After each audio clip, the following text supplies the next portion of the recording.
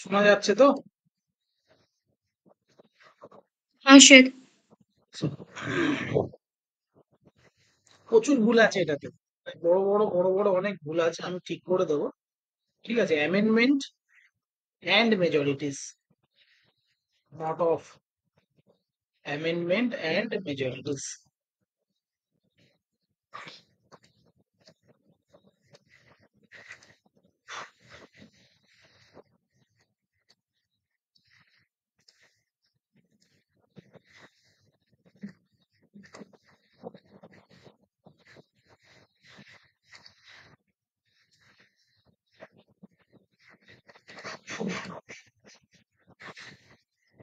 আচ্ছা, দেখো প্রথমে একটা ভুল আছে। এটা প্রিএমবেল বা এরকম কিছু লেখা আছে, এটা হবে পার্লামেন্ট। কি হবে? পার্লামেন্ট। প্রথম লাইনটা পড়ছি, parliament can not amend the basic structure of the constitution. এটা তোমরা জানো, পার্লামেন্ট কনস্টিটিউশনের বেসিক স্ট্রাকচারটাকে অ্যামেন্ড করতে পারে না, তাই তো? Parliament can not amend the basic structure of the constitution. যদি পার্লামেন্ট কনস্টিটিউশনের কোনো বেসিক স্ট্রাকচারকে অ্যামেন্ড করে থাকে, তার ফলস্বরূপ আমরা কি দেখতে পারি বা কি দেখতে হতে পারে আমাদেরকে? আরো ভালো রকম ভাবে বললে, পার্লামেন্ট যদি সংবিধানের কোনো বেসিক স্ট্রাকচারকে অ্যামেন্ড করে থাকে, তাহলে সেটাকে ঠিক করার জন্য কে অ্যাকশন নিয়ে থাকে, কিভাবে নিয়ে থাকে? Sutapa,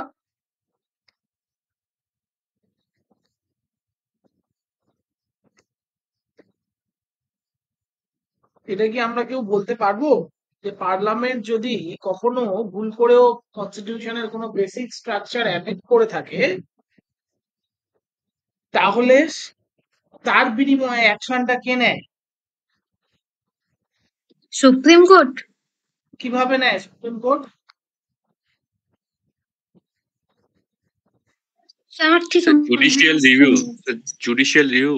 very good, judicial. Supreme court তার জুডিশিয়াল রিভিউর মাধ্যমে এই অ্যাকশনটি নিয়ে থাকে।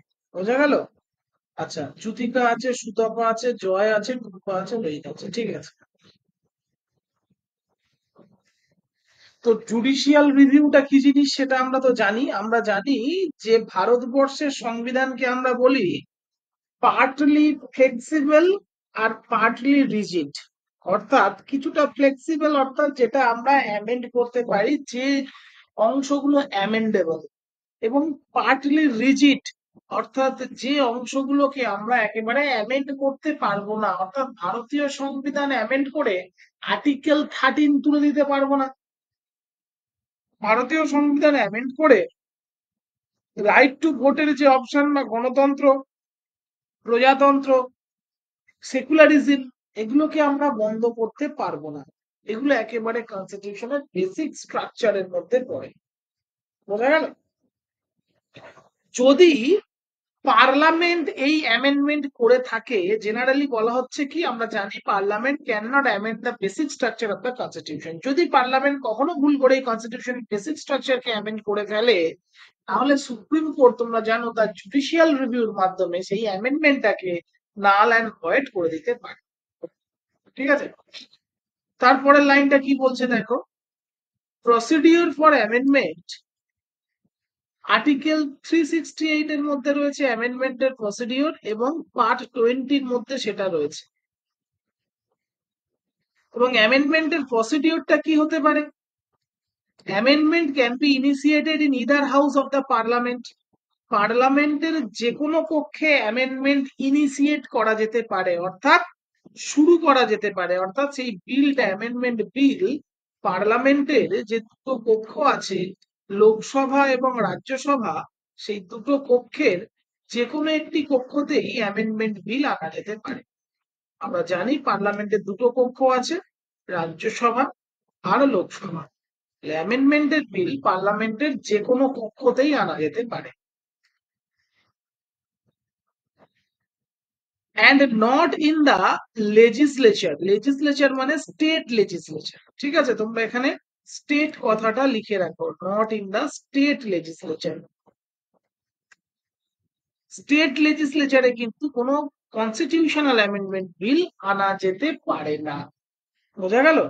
অর্থাৎ রাজ্যের কোনো আইনসভাতে সংবিধান সংশোধনী কোনো বিল আমরা আনতে পারবো। আবার একবার পড়ি লাইনটা।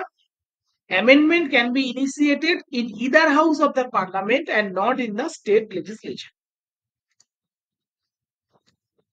পরের বুলেটিনটা দেখো, can be introduced by minister or a private member. Private member বলতে আমরা কি বুঝি? জ্যোতিকা একটু বলবে প্রাইভেট মেম্বার ব্যাপারটা।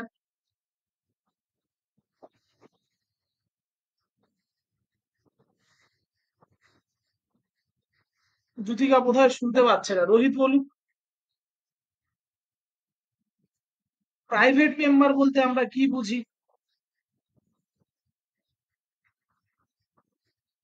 স্যার ঠিক বুঝতে পারলাম না প্রাইভেট মেম্বার অ্যাকচুয়ালি। আচ্ছা, সুতপা বুঝতে পারছে? টুম্পা বুঝতে পারছে? প্রাইভেট মেম্বার বলতে ওই যারা মিনিস্টার পদে নেই, নর্মালি হচ্ছে লোকসভা বা রাজ্যসভার মেম্বার, কিন্তু কোনো মিনিস্টার বা ইয়ে নয়, তাদেরকে বলা হয়। এটা বোঝা উচিত, এটা তোমাদের বহু জায়গায় করানো হয়েছে। এবং প্রথম তোমরা শুনেছো একেবারে সেই প্রেসিডেন্টের ভেটো পাওয়ারের ক্ষেত্রে, প্রাইভেট মেম্বার বিল পাস হলে প্রেসিডেন্ট ভেটো দিতে পারে। ঠিক আছে, মনে রাখা উচিত ছিল। আচ্ছা, তাহলে প্রাইভেট মেম্বার নিয়ে আসতে পারে পার্লামেন্টে আনতে পারে কোনো একটা হাউসে। কিসের জন্য? কনস্টিটিউশনাল অ্যামেন্ডমেন্টের জন্য একটা বিল আনতে পারে, অথবা কোনো মিনিস্টার ইন্ট্রোডিউস করতে পারে। আবার কনস্টিটিউশনাল অ্যামেন্ডমেন্ট বিল ইন্ট্রোডিউস করার জন্য কোনো প্রায়র পারমিশন দরকার নেই প্রেসিডেন্টের। যেমন আমরা দেখি যে কিছু কিছু ফিনান্সিয়াল বিল বা মানি বিল থাকে, সেখানে প্রেসিডেন্টের প্রায়র পারমিশন দরকার হয়, মানে আগে থেকে পারমিশন দরকার হয় প্রেসিডেন্টের। ঠিক আছে, বা কোন রকম নোটিশ, যেমন তোমরা দেখেছো যে কোনো কিছু কিছু রিমুভাল প্রসেসের ক্ষেত্রে অ্যাডভান্স 14 ডেজ নোটিশ দিতে হয়। এরকম কোন নোটিশ বা কোন রকম পারমিশনের, পূর্ব পারমিশনের বা নোটিশ বা পূর্ব পারমিশন, অনুমতি, এরকম কোনো কিছুই নিতে হয় না। বোঝা গেল? তাহলে কনস্টিটিউশনাল অ্যামেন্ডমেন্ট বিল যে কোনো মিনিস্টার বা প্রাইভেট মেম্বার ইন্ট্রোডিউস করতে পারে, তার জন্য কোনো প্রায়র পারমিশন প্রেসিডেন্টের থেকে অথবা কোন রকম প্রায়র নোটিশ এগুলো সার্ভ করতে হয় না। Next, bill must be passed in each house. Bill যে কোনো হাউসে পাস করা যেতে পারে। ঠিক আছে, মানে দুটো হাউসেই পাস হবে, অর্থাৎ যে কোনো একটা হাউসে আমি নিয়ে গেলাম, সেখান থেকে পাস হলো, তারপর অন্য একটা হাউসে পাস হয়ে গেল, সেটাই বলছে। কিন্তু দুটো হাউস থেকে পাস করতেই হবে। Bill must be passed in each house, অর্থাৎ উভয় হাউস থেকে বিলটাকে পাস করাতেই হবে। কিভাবে? By special majority. স্পেশাল মেজরিটির দ্বারা এটাকে পাস করাতে হবে। স্পেশাল মেজরিটি কি জিনিস সেটা আমরা জানবো। of the total members of the house and majority of 2/3 of present and voting. Special majority কি? যে হাউসে মোট যত মেম্বার আছে, হাউসের যা স্ট্রেংথ, তার মেজরিটি, অর্থাৎ তার 50% এর বেশি। আমরা এখন ক্লাসে কতজন আছি? 6 জন। এখানে যদি total member of the house বা টোটাল মেম্বার অফ, মানে majority of total member of the class বুঝি, তার মানে 3 + 1 4 জন বোঝাতে হবে।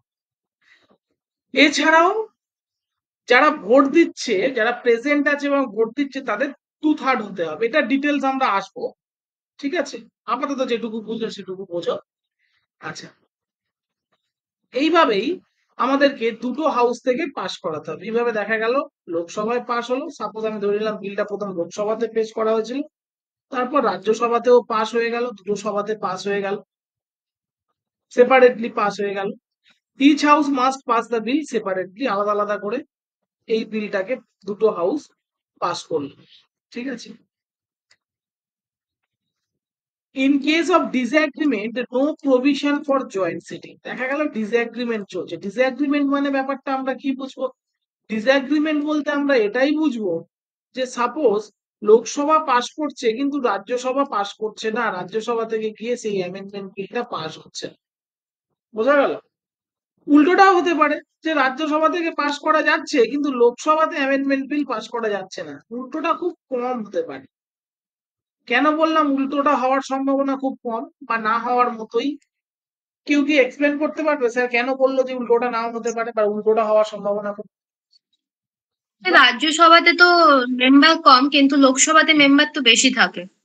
সরকার পক্ষের সদস্য লোকসভাতে সবসময় বেশি থাকবেই, আর অ্যামেন্ডমেন্ট তো সরকার পক্ষ চাইবে, রাজ্যসভায় না পারুক অন্তত লোকসভাতে তো তারা পাশ করাতে পারবেই, তাই না? তো সেই জন্যই বললাম আর কি। তো যাই হোক, তো যদি ডিসএগ্রিমেন্ট থাকে, যে দেখা গেল একটা হাউস চাইছে আর একটা হাউস চাইছে না, সেক্ষেত্রে আমরা জয়েন্ট সিটিং করব, করে দুটো হাউসকে লোকসভা প্লাস রাজ্যসভা এই দুজনকে একসাথে জয়েন্ট সিটিং করিয়ে ভোটাভুটি করাবো, এটা কিন্তু একেবারেও চলবে না, এটা টোটালি প্রহিবিটেড। অ্যামেন্ডমেন্টের ক্ষেত্রে এমন কোথাও বলা নেই, বা এটা চলবেই না। আচ্ছা, এই পয়েন্টটা রিপিট করবেন, আমার খুব ইন্টারনেট ইস্যু হচ্ছে, আমি শুনতে পাইনি। আচ্ছা, কোনটা রিপিট করবো বলো? এই এখন বললেন ডিসএগ্রিমেন্ট, যদি লোকসভা কোনো একটা অ্যামেন্ডমেন্ট বিল দেখা গেল লোকসভা থেকে পাস হচ্ছে এবং রাজ্যসভা থেকে পাস হচ্ছে না, বা উল্টোটা রাজ্যসভা থেকে বিল পাস হচ্ছে কিন্তু লোকসভা থেকে পাস হচ্ছে না, সেক্ষেত্রে জয়েন্ট সিটিং করে বিল পাস করানো যাবে না, অ্যামেন্ডমেন্ট বিল সেক্ষেত্রে জয়েন্ট সিটিং করে পাস করানো যাবে না। বোঝা গেছে জ্যোতিকা? হ্যাঁ স্যার। আচ্ছা, এবারে এমন একটা অ্যামেন্ডমেন্ট করা হলো, তোমরা জানো আমাদের ভারতবর্ষের ফেডারেল স্ট্রাকচারে চলে, ফেডারেল স্ট্রাকচার মানে এটা একটা দেশ এবং এর মধ্যে বহু রাজ্য আছে, সেই রাজ্যগুলো বিভিন্ন প্রদেশ বা রাজ্যে বিভক্ত আছে। আমরা উভয় ধরনের সরকার দেখতে পাই, রাজ্য সরকার, কেন্দ্র সরকার, ঠিক আছে, এটাই হচ্ছে আমাদের ফেডারেল স্ট্রাকচার, এগুলো সবাই একটা রাজ্য যদি মনে করি। দেখা গেল এমন একটা অ্যামেন্ডমেন্ট বিল আনা হলো যার ফলে ওভারঅল ফেডারেল স্ট্রাকচারে একটা পরিবর্তন চলে আসছে, ঠিক আছে। সেক্ষেত্রে আবার in case of change in federal structure, যদি ফেডারেল স্ট্রাকচারে কোনো চেঞ্জ থাকে, state rectification is needed, state rectification দরকার হবে। কি দরকার হবে? State rectification. স্টেট রেকটিফিকেশন মানে কি? তখন সেই বিলটা, তার মানে দু ধরনের অ্যামেন্ডমেন্ট আছে, এক ধরনের অ্যামেন্ডমেন্ট বিল যেটা কেবলমাত্র উভয় পক্ষ থেকে পাস হবে এবং তারপর সেটা চলে যাবে কার কাছে? প্রেসিডেন্টের কাছে। প্রেসিডেন্ট সেটাতে সিগনেচার করবে এবং সিগনেচার করার পর সেটা অ্যামেন্ডমেন্টটা কমপ্লিট হবে বা অ্যাক্টে পরিণত হবে। এটা একটা ধরনের অ্যামেন্ডমেন্ট বিল। আচ্ছা, আর একটা অ্যামেন্ডমেন্ট নাম্বার 2, যেটা ফেডারেল স্ট্রাকচারে পরিবর্তন করবে, অর্থাৎ যে অ্যামেন্ডমেন্ট হলে কেন্দ্র রাজ্যের সম্পর্ক বা রাজ্যদের কেন্দ্রের সাথে রাজ্যের যে সম্পর্ক সেগুলোতেও কিছুটা সমস্যা হবে বা রাজ্যেরও কিছু কিছু চেঞ্জ আসবে, সেই অ্যামেন্ডমেন্ট বিলে এই প্রসেসটা তো চলবেই, অর্থাৎ সেটা রাজ্যসভা লোকসভা থেকে পাস হবে, তারপর কোথায় চলে যাবে? তারপর ভারতবর্ষে বর্তমানে 28খানা স্টেট আছে, এই 28খানা স্টেটের মধ্যে থেকে স্টেট রেকটিফিকেশন মানে মিনিমাম 14খানা রাজ্য থেকে এটাকে পাস করাতে হবে। 14খানা রাজ্য থেকে এটা পাস করানোর পরে কিন্তু তারপর প্রেসিডেন্ট এতে সিগনেচার করবে, তারপর এটা অ্যামেন্ডমেন্টটা কমপ্লিট হবে। কেন 14টা রাজ্য? কারণ এই ফেডারেল স্ট্রাকচারে পরিবর্তন হচ্ছে, তাই রাজ্যগুলো অন্তত 50% রাজ্যের আমার সম্মতি লাগবে অ্যামেন্ডমেন্ট গুলো। বোঝা গেল? আবার এই যে রাজ্যে যখন বিলটা পাস হবে, এগুলো পরে আসবো, তবু একবার গল্পের মতো করে বলে রাখছি, রাজ্যে যখন বিলটা পাস হবে তখন কিন্তু সেটা ওই টোটাল মেম্বারশিপের মোট 50% এবং 2/3 অফ প্রেজেন্ট অ্যান্ড ভোটিং এইভাবে হবে, মানে স্পেশাল মেজরিটি দ্বারা হবে না। এই রাজ্যে বিলটা পাস হবে সিম্পল মেজরিটি, অর্থাৎ রাজ্য চাইছে কি চাইছে না শুধু সেটুকু জানাবে। ক্লিয়ার? বোঝা গেছে? হ্যাঁ স্যার। আচ্ছা, তারপরে কি বলছে? After the bill is presented to the president, president must give his assent to the bill, then the bill become an act. তোমরা জানো যে কনস্টিটিউশনাল অ্যামেন্ডমেন্ট বিলের ক্ষেত্রে প্রেসিডেন্ট কিন্তু সেখানে না করতে পারে না বা রিকনসিডারেশনে পাঠাতে পারেন। প্রেসিডেন্টকে সেখানে হয় হ্যাঁ করতে হবে, আর নতুবা প্রেসিডেন্ট ওই পকেট ভেটো টাইপের কিছু ইউজ করলেও করতে পারে, সেটা বলা থাকে না, সেটাও তোমরা জানো যে পকেট ভেটোর ব্যাপারটা কনস্টিটিউশনে কোথাও বলা নেই। তাহলে কি বলছে? যে বিল যখন প্রেসিডেন্টের কাছে চলে যাবে তখন প্রেসিডেন্ট সিগনেচার করবে এবং তারপরেই কিন্তু এটা একটা অ্যাক্টে পরিণত হবে। এই পর্যন্ত ক্লিয়ার? এরপর হ্যাঁ স্যার। আমরা যেটা পড়বো মেজরিটির মধ্যে প্রথম মেজরিটি সেটা হচ্ছে সিম্পল মেজরিটি। কি পড়বো আমরা? Simple majority. আচ্ছা 1 মিনিট অপেক্ষা করো, শুরু করছি।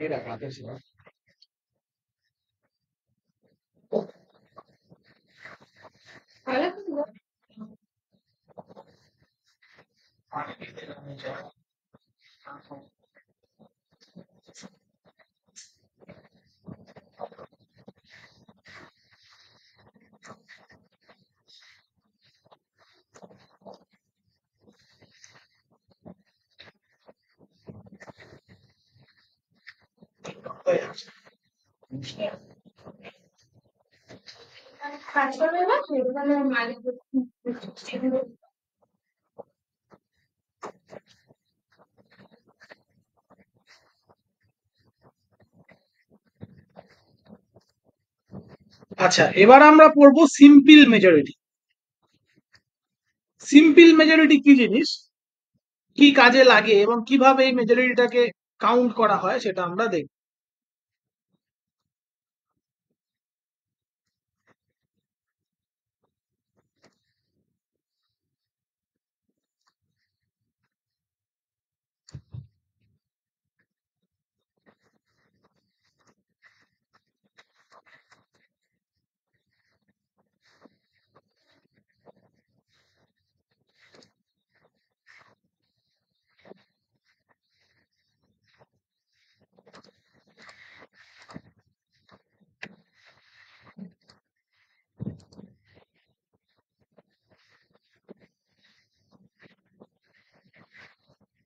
সিম্পল মেজরিটির ক্ষেত্রে বলছে মোর দ্যান।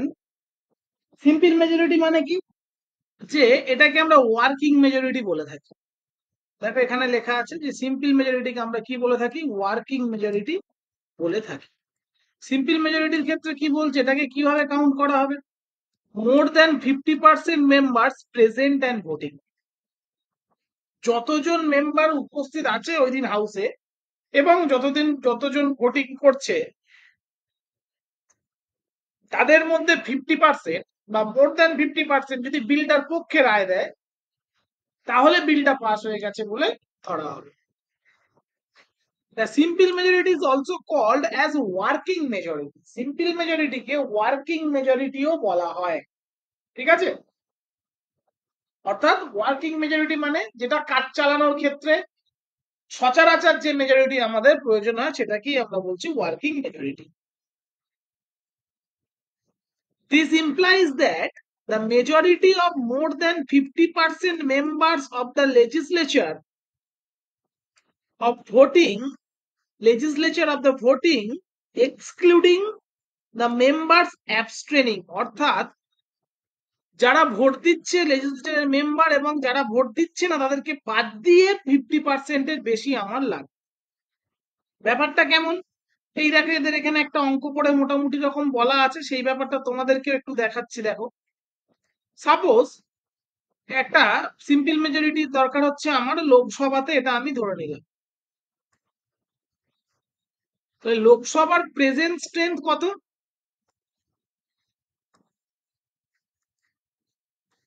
$545। প্রেজেন্ট স্ট্রেংথ হচ্ছে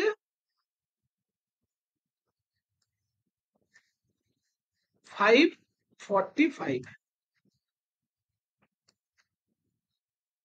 ঠিক আছে? আচ্ছা দেখা গেল যে 545-এর মধ্যে ভ্যাকান্ট মানে বোঝো, পার্লামেন্ট পড়ানো হয়ে গেছে।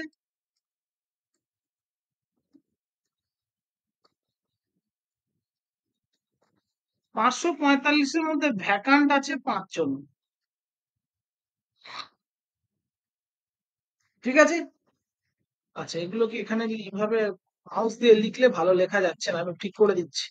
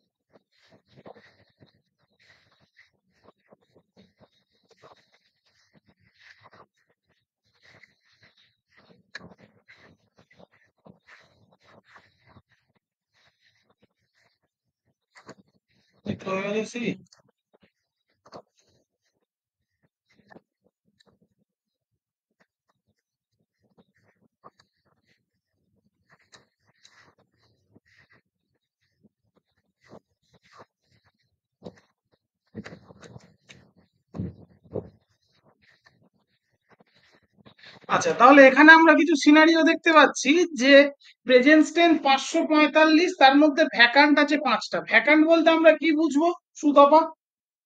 ভ্যাকান্ট বলতে কি বুঝবো সুতপা? কই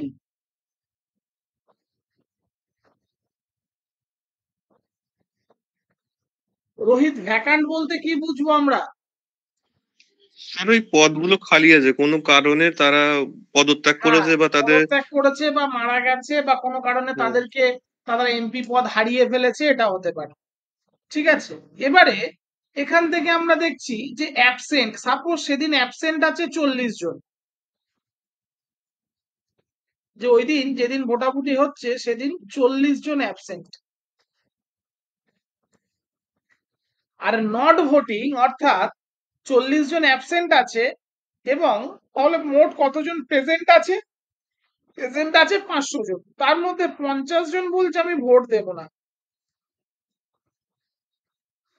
50 জন বলছে আমরা ভোট দেব না, আমরা ভোট থেকে বিরত থাকলাম, আমরা না পক্ষে না বিপক্ষে, বলে তারা অ্যাবস্টেন ফ্রম ভোটিং, অর্থাৎ তারা ভোট দিল না। সেক্ষেত্রে এর পরে যেটা আসবে সেটাকে আমরা বলবো প্রেজেন্ট অ্যান্ড ভোটিং। এগুলোকে এই প্রেজেন্ট টেন্স থেকে vacant, absent R not voting, এই তিনটে বাদ দেওয়ার পর যেটা পড়ে থাকে সেটা হচ্ছে প্রেজেন্ট অ্যান্ড ভোটিং।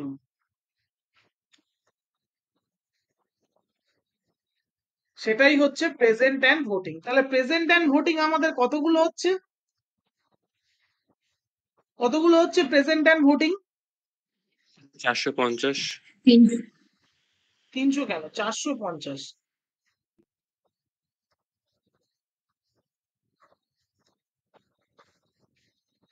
450 জন হচ্ছে প্রেজেন্ট অ্যান্ড ভোটিং। এবার সিম্পল মেজরিটির ক্ষেত্রে কি বলছে?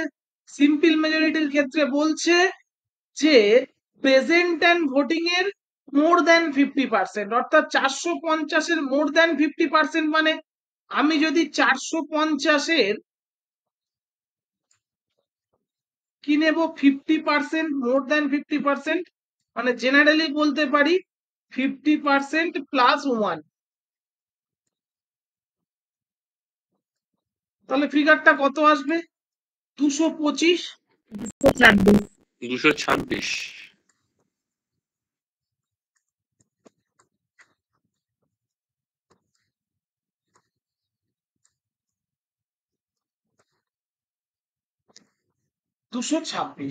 তাহলে যেদিন ভোটাভুটি হচ্ছে সেদিনে হয়তো 545টা আমার প্রেজেন্ট স্ট্রেন্থ, কিন্তু vacant, absent R not voting বাদ দিয়ে যেহেতু আমার 450 জন ভোট দিচ্ছে, তাই এই 450-এর থেকে আমরা মানে 400 মোর দ্যান 50%, 450-এর মোর দ্যান 50% ভোট পেলেই বিলটা পাস হয়ে যাচ্ছে, অর্থাৎ 226টা ভোট যদি বিলের পক্ষে থাকে তাহলে বিলটা পাস হচ্ছে। এবার একটা মজার ব্যাপার দেখ, এই যারা নট ভোটিং, যারা অ্যাবসেন্ট, তারা তো অ্যাবসেন্ট, কেউ যদি মনে করে ইচ্ছা করে আমি যাব না, ওই দিন তো গেল না। আবার যারা নট ভোটিং, যদি এখানে হাইপোথেটিক্যালি ভাবো 50 না হয়ে যদি 100টা হতো, সাপোজ 100 জন বললো যে আমরা ভোট দেব না, তাহলে এই প্রেজেন্ট স্ট্রেন্থটা, প্রেজেন্ট অ্যান্ড ভোটিংটা কমে হয়ে যেত 400, তাই তো? তখন যে বিল পাস করাচ্ছে সরকার পক্ষ, তার 201টা ভোট পেলেই হয়ে যেত। বোঝা গেল? ক্লিয়ার? হ্যাঁ স্যার। তাহলে এই নট ভোটিং যারা, তারা কিন্তু বকলমে সরকারকে সাহায্য করে। তোমরা দেখবে বহু ক্ষেত্রে নট ভোটিং পাবে, বোঝা গেল, বা অ্যাবসেন্ট পাবে, সেক্ষেত্রে তারা কিন্তু কাকে সাহায্য করছে? তারা সরকার পক্ষকে সাহায্য করছে। তার মানে 545টা আসনের মধ্যে যদি সরকার পক্ষে 201খানা ভোটও থাকে, তাহলেও তারা বিল পাস করে নিতে পারবে যদি নট ভোটিং আর অ্যাবসেন্ট বেশি থাকে। তোমরা দেখবে যে আমাদের ভারতবর্ষের রাজনীতির ক্ষেত্রে বিভিন্ন রাজনৈতিক দল বিভিন্ন অন্যান্য রাজনৈতিক দলের বিরোধী হিসাবে কাজ করে, বলে যে আমরা ওর বিরোধী, আমরা তার বিরোধী, আমরা এর বিরোধী, এইভাবে তারা বলে। কিন্তু দেখবে কিছু কিছু ক্ষেত্রে তারা যখন পার্লামেন্টে ভোট দিতে যাচ্ছে, যখন ভোটাভুটি হচ্ছে, তখন তারা বেরিয়ে চলে আসছে। যেমন ট্রিপল তালাক বিল, ট্রিপল তালাকটাকে নিয়ে আমাদের পশ্চিমবঙ্গের রাজ্য সরকার মুখে বিরোধিতা করেছিল, কিন্তু ভোটাভুটির সময় তারা ভোট না দিয়ে বেরিয়ে এসেছিল। কিন্তু সাধারণ মানুষের রাজনীতি সম্পর্কে ধারণা সেইভাবে নেই, তাই সাধারণ মানুষ ভেবেছিল যে এরা হয়তো ভোট না দিয়ে বেরিয়ে গেছে, অর্থাৎ চূড়ান্ত বিরোধিতা করেছে। না, ভোট না দিয়ে বেরিয়ে যাওয়া মানে সরকারকে পিছন দিক থেকে আরো বেশি সাহায্য করে দেওয়া। তাহলে সিম্পল মেজরিটি ব্যাপারটা কি আমরা বুঝলাম?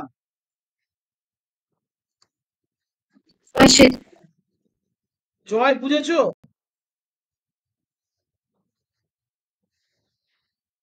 জয় আছে? আচ্ছা, দেখো এখানে একটা এইরকমই ঠিক উদাহরণ দেয়া হয়েছিল, যেখানে বলা হচ্ছিল যে টোটাল স্ট্রেংথ লোকসভার 552, কারেন্ট স্ট্রেংথ 545, তার মধ্যে প্রেজেন্ট 502 জন উপস্থিত আছে এবং নট ভোটিং 2 জন বলছে ভোট দেব না। তাহলে প্রেজেন্ট অ্যান্ড ভোটিং 500, যেটা এখানে উল্টো রকম ভাবে আমি করেছিলাম অ্যাবসেন্ট আর ভ্যাকান্ট, সেটাকে বাদ দিয়ে আমি ডাইরেক্ট এখানে এদেরকে প্রেজেন্ট করিয়েছিলাম। আচ্ছা, তাহলে রিকোয়ার ভোট মোর দ্যান 50%, অর্থাৎ 251। তাহলে এইভাবেই এটা পাস হয়। এবারে মোস্ট ইম্পর্টেন্ট হচ্ছে এটা, where simple majority is used or where simple majority is required. কোথায় সিম্পল মেজরিটি দরকার হয়, সিম্পল মেজরিটি কোথায় প্রয়োজন হয়, কোথায় কোথায় হয়? Number 1, admission and establishment of new state. তোমরা পার্ট 1 এর আর্টিকেল 4 এ পড়েছো। Admission and establishment of new state যদি হয়ে থাকে, সেক্ষেত্রে আমার সিম্পল মেজরিটিতেই কাজ হয়ে যাবে, সেক্ষেত্রে অ্যামেন্ডমেন্ট করতে হবে না। মনে পড়ছে কি কারো? মনে পড়ছে? কারুরই মনে পড়ছে না, সব ভুলে গিয়েছে। আচ্ছা, number 2, formation of new states and alteration of areas and boundaries or name of existing states. ঠিক আছে, নাম্বার 2 তে কি বলছে? ওই আর্টিকেল 4 এর মতোই আর্টিকেল 4 এটাও বলা আছে নতুন স্টেট ফরমেশন করা। ঠিক আছে, and alteration of areas and boundary. নতুন স্টেট ফরমেশন করা মানে একটা রাজ্য ভেঙে আর একটা রাজ্য তৈরি করা, দুটো রাজ্যের মধ্যে বাউন্ডারি অল্টারেশন বা area alteration. And name of existing state, একটা রাজ্যের নাম পরিবর্তন যদি করতে হয়, সেক্ষেত্রে আমরা পার্লামেন্টে যে ভোটাভুটি করব, সেটা এই যে উভয় পক্ষ থেকে আমাদের কিন্তু সিম্পল মেজরিটি পাস হবে। বোঝা গেল? সিম্পল মেজরিটিতে সেক্ষেত্রে আমাদের পাস হবে উভয় পক্ষ থেকে। আচ্ছা, আর কোন ক্ষেত্রে? To pass no confidence motion, সরকারের বিরুদ্ধে নো কনফিডেন্স মোশন পাস করাতে গেলে সিম্পল মেজরিটি লাগবে। কনফিডেন্স মোশন পাস করাতেও সিম্পল মেজরিটি লাগবে। অ্যাডজর্নমেন্ট মোশন মানে কোনো একটা মোশনকে অ্যাডজর্ন করা, সেটাকে মানে মোশন দিয়ে কোনো কিছুকে অ্যাডজর্ন করা, সেটার ক্ষেত্রে সিম্পল মেজরিটি লাগবে। সেন্সার মোশনের ক্ষেত্রে সিম্পল মেজরিটি লাগবে। তাছাড়াও টু পাস মানি বিল পাস করতে গেলে সিম্পল মেজরিটি লাগবে। কোথায়? লোকসভায়। মানি বিল রাজ্যসভায় পাস হয় না। ফিনান্সিয়াল বিলের ক্ষেত্রে সিম্পল মেজরিটি লাগবে, আর অর্ডিনারি সাধারণ অন্য যে কোনো বিলের ক্ষেত্রে সিম্পল মেজরিটি লাগবে। ওয়াকআপ বিল কি অ্যামেন্ডমেন্ট বিল? ওয়াকআপ বিল তো কনস্টিটিউশনাল অ্যামেন্ডমেন্ট বিল নয়, তাই ওয়াকআপ বিলের মতো এরকম বিল পাস করতে গেলেও কিন্তু সেখানে সিম্পল মেজরিটি লাগবে। আচ্ছা, তাছাড়াও কোথায়? Removal of vice president in Lok Sabha, vice প্রেসিডেন্টের রিমুভাল প্রসেসে লোকসভাতে যে ভোটাভুটি দরকার, সেটাতে আমরা সিম্পল মেজরিটিতে পাবো। আর কোথায়? Vote of thanks to president or governor. Vote of thanks কি জিনিস? পার্লামেন্টে পড়েছো। প্রেসিডেন্ট বা গভর্নরকে ভোট অফ থ্যাঙ্কস জানানো, সেটার ক্ষেত্রেও কিন্তু আমরা সিম্পল মেজরিটি দেখবো। For the proclamation of financial emergency and revoking national emergency, financial emergency proclaim করতে গেলে, ফিনান্সিয়াল এমার্জেন্সি জারি করতে গেলে আমরা সিম্পল মেজরিটি দিয়ে ফিনান্সিয়াল এমার্জেন্সি জারি করতে পারি। আর ন্যাশনাল এমার্জেন্সি রিভোক করতে গেলে, সব এগুলো তোমাদের আগে কোথাও না কোথাও পড়েছো, ন্যাশনাল এমার্জেন্সি রিভোক করতে গেলে অর্থাৎ ন্যাশনাল এমার্জেন্সি তুলে নিতে গেলে সেক্ষেত্রেও কিন্তু আমাদের সিম্পল মেজরিটি লাগবে। বোঝা গেল? সিম্পল মেজরিটি এই ক্ষেত্রে লাগে। কোন কোন ক্ষেত্রে লাগে আরো একবার দেখো। Admission or establishment of new state, অর্থাৎ বাইরের কোনো টেরিটরি যেটা ভারতবর্ষের স্টেট হিসাবে উপস্থিত হবে, যেমন গোয়া হয়েছে, যেমন সিকিম হয়েছে, সেক্ষেত্রে সিম্পল মেজরিটি লাগবে। একটা স্টেট ভেঙে দুটো ভাগে ভাগ, বিহার, ঝাড়খণ্ড বা অন্ধ্রপ্রদেশ, তেলেঙ্গানা, এইভাবে formation of new state, alteration of areas, boundaries and name of existing state, যেমন উড়িষ্যার নাম হয়ে গেল ওডিশা। ঠিক আছে, বোঝা গেল? এইরকম ক্ষেত্রে কিন্তু সিম্পল মেজরিটি লাগবে। To pass no confidence motion, no confidence motion pass করাতে, কনফিডেন্স মোশন পাস করাতে, অ্যাডজর্নমেন্ট মোশন পাস করাতে, সেন্সার মোশন পাস করাতে, এক্ষেত্রে কিন্তু সিম্পল মেজরিটি লাগবে। মানি বিল, ফিনান্সিয়াল বিল বা অর্ডিনারি যে কোনো বিল পাস করাতে সিম্পল মেজরিটি লাগবে। ভাইস প্রেসিডেন্টের রিমুভাল, লোকসভাতে যখন ভাইস প্রেসিডেন্টের রিমুভালের বিলটা আসবে তখন সেখানে সিম্পল মেজরিটি লাগবে। প্রেসিডেন্ট বা গভর্নরের ভোট অফ থ্যাঙ্কস এর ক্ষেত্রে সিম্পল মেজরিটি লাগবে। ফিনান্সিয়াল এমার্জেন্সি জারি করতে গেলে এবং ন্যাশনাল এমার্জেন্সি তুলে দিতে গেলে কিন্তু সিম্পল মেজরিটি দরকার হয়। সিম্পল মেজরিটি কি এবং কোথায় কোথায় দরকার হয় এটুকু কি বোঝানো গেল? সুতপা কি আছে ক্লাসে? হ্যাঁ হ্যাঁ স্যার। হ্যাঁ, আচ্ছা। এরপর আমরা বুঝবো অ্যাবসলিউট মেজরিটি।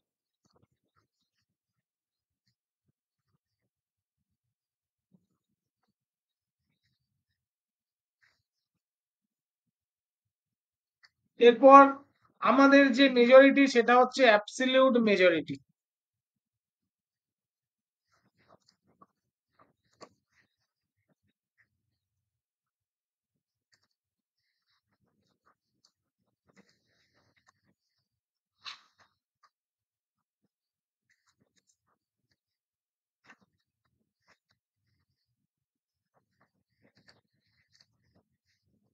আমরা দেখবো অ্যাবসলিউট মেজরিটি কাকে বলে এবং কোথায় দরকার হয়।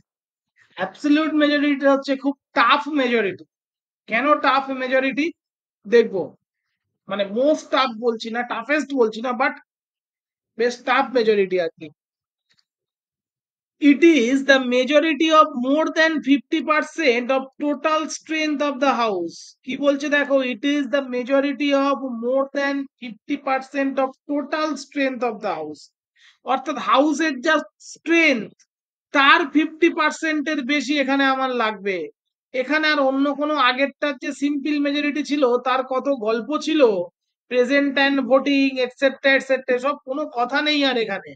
এখানে কে অ্যাবসেন্ট, কে ভ্যাকান্ট, কি হয়েছে, কে মারা গেছে, ওসব কিচ্ছু শুনবে না। কেবলমাত্র হাউসের যে মেজরিটি তার মোর দ্যান 50% অফ টোটাল স্ট্রেংথ। আরো একবার পড়ছি, it is the majority of more than 50% of total strength of the house. ঠিক আছে, যেটাকে আমরা শুদ্ধ ভাষায় বলি majority of all members of the house, অর্থাৎ হাউসের সমস্ত মেম্বারদের মধ্যে মেজরিটি। ঠিক আছে, এটাকে কি বলা হচ্ছে? Majority of all the members of the house. আচ্ছা, এখানেই এটা করা আছে, দেখো কি বলো। আর একবার একটুখানি বলুন, হয়ে গিয়েছিলাম। কোন জায়গাটা বলবো?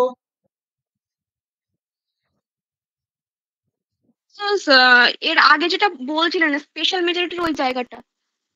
স্পেশাল মেজরিটি তো হচ্ছে না, অ্যাবসলিউট মেজরিটি।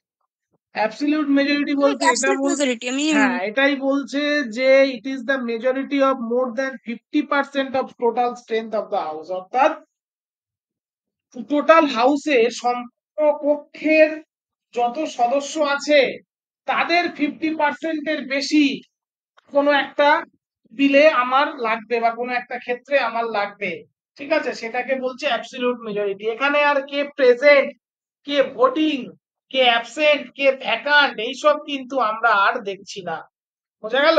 এক্ষেত্রে প্রেজেন্ট, ভোটিং, অ্যাবসেন্ট, ভ্যাকান্ট এসব আমরা দেখছি না।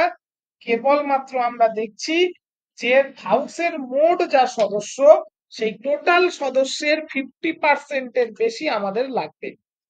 দেখো এখানে একটা ক্যালকুলেশন করা আছে, হাউসের বর্তমান স্ট্রেংথ 545, তাহলে এই অ্যাবসলিউট মেজরিটি মানে কি বুঝবো, 545/2 অর্থাৎ 273, অর্থাৎ 273 হলেই তো মোর দেন হয়ে যাচ্ছে না, 545-এর অর্ধেক 272.5 আর 273 মানে মোর দেন 50% হয়ে যাচ্ছে। ঠিক আছে, বোঝা গেল? দেখো অ্যাবসলিউট মেজরিটিতে কি বললাম, আরো একবার এখানে তোমাদের জন্য লিখে দিই,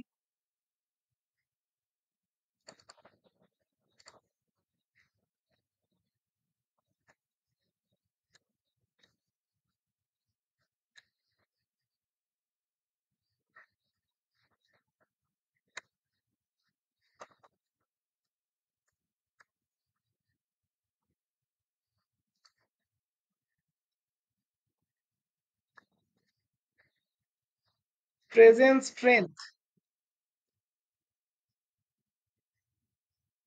স্ট্রেংথ,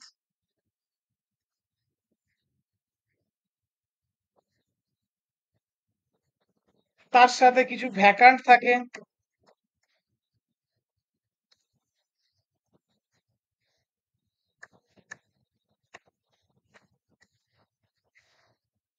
অ্যাবসেন্ট থাকে কিছু,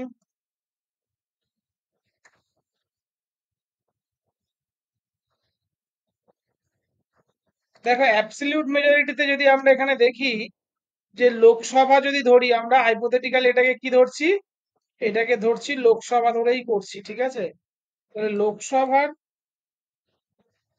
প্রেজেন্ট স্ট্রেংথ কত, লোকসভার প্রেজেন্ট স্ট্রেংথ হচ্ছে 545,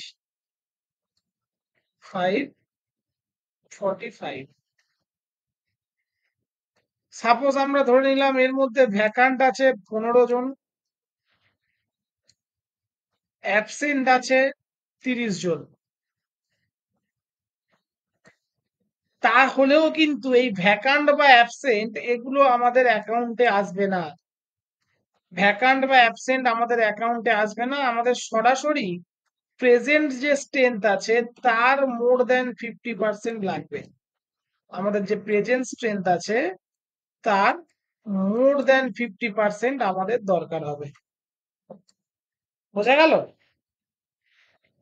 সুতরাং এখানে কত হতে পারে, ওই মোর দেন 50% মানে 545-এর 50% মানে 272.5, সুতরাং মোর দেন 50% 273 খানা ভোট পেলেই হবে। এটা কোথায় লাগে, আমাদের সরকার গঠনের সময় কাজে লাগে। কি বলছে দেখো, used in the election for the party to prove it's majority to make government, একটা রাজনৈতিক দল ইলেকশনের পরে যে তার মেজরিটি প্রুভ করবে তার জন্য দরকার হয়, যেমনটা করে তোমরা দেখেছিলে যে এই 273 যে সংখ্যাটা বা যে আসনটা পেলে সরকার করতে পারে, সেই নাম্বারটাকে আমরা কি ফিগার বলে থাকি,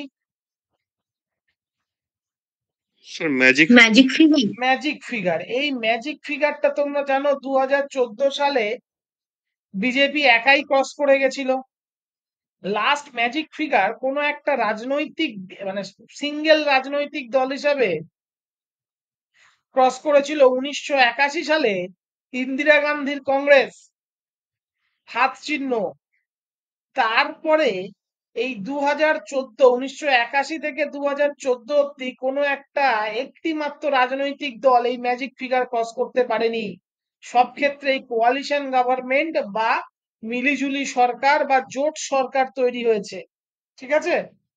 এই 273 বা এই ম্যাজিক ফিগার 273টা বাড়তে পারে বা কমতে পারে, যদি 550 আসনে ভোট হয় তাহলে বেড়ে যাবে, যদি 540 আসনে ভোট হয় তাহলে কমে যাবে।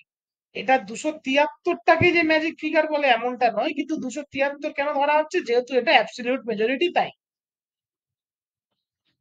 তারপর 2014 সালে নরেন্দ্র মোদীর সরকার প্রথম এই ম্যাজিক ফিগারটাকে ক্রস করে একক রাজনৈতিক দল হিসেবে বিজেপি। দ্বিতীয়বারের জন্য 2019 সালেও একক রাজনৈতিক দল হিসেবে বিজেপি এই ম্যাজিক ফিগার ক্রস করে। কিন্তু 2024 সালে বিজেপি আর একক রাজনৈতিক দল হিসেবে ম্যাজিক ফিগার ক্রস করতে পারে না, তারা 240-42-এ গিয়ে থমকে যায়।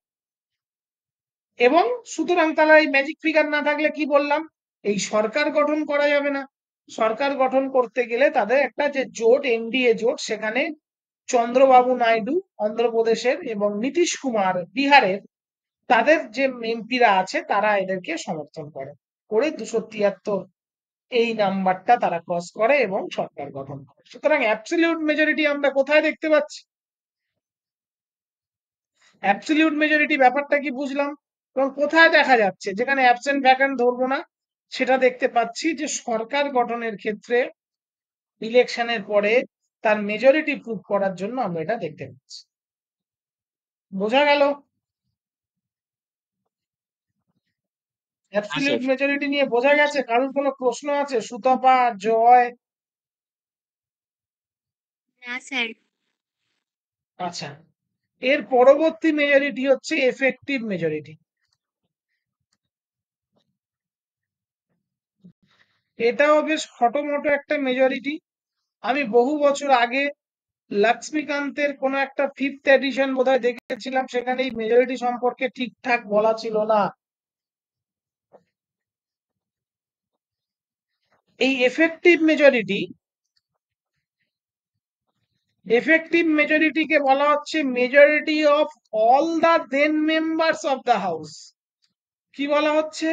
Majority of all the then members of the house.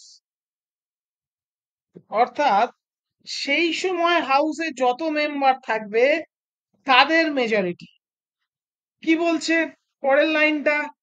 The effective majority is more than 50% of the effective strength.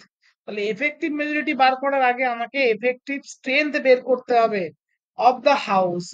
যে এফেক্টিভ মেজরিটি কাকে বলবো? এফেক্টিভ মেজরিটি হচ্ছে মোর than 50% of the effective strength of the house. Effective strength বলতে আমরা কি বুঝবো? The absents are not taken into account, যেখানে absent গুলোকে হিসেবের মধ্যে ধরা হয় না। বোঝা গেল? যদি আমি রাজ্যসভার একটা উদাহরণ দিয়ে দেখি,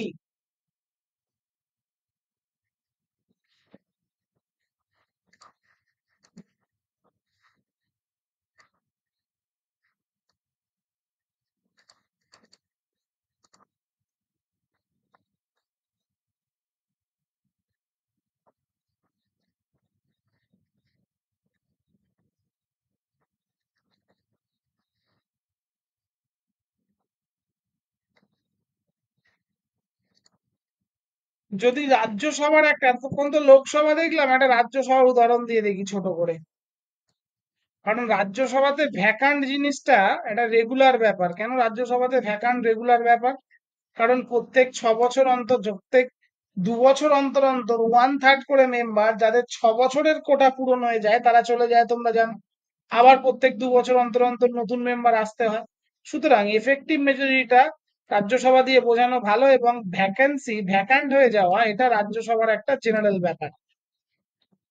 তাহলে প্রথমে আমরা কি দেখি? আমরা প্রথমে দেখি প্রেজেন্ট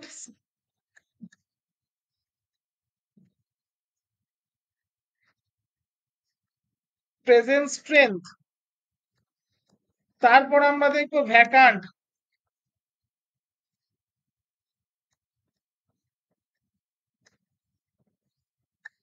তারপরে আমরা দেখি অ্যাবসেন্ট,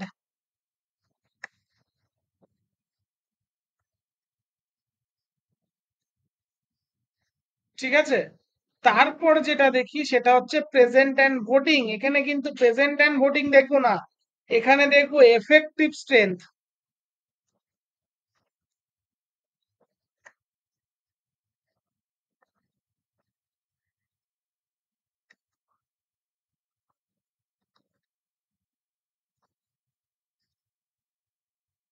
বড্ড বড় হয়ে যাচ্ছে।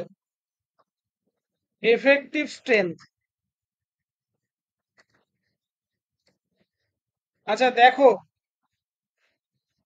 তাহলে এফেক্টিভ মেজরিটির ক্ষেত্রে রাজ্যসভায় আমি ধরে নিলাম যে প্রেজেন্ট স্ট্রেংথ কত থাকে রাজ্যসভায় এখন বর্তমানে কতজন আছেন? 250। শুনতে পেলাম না। 239। 239।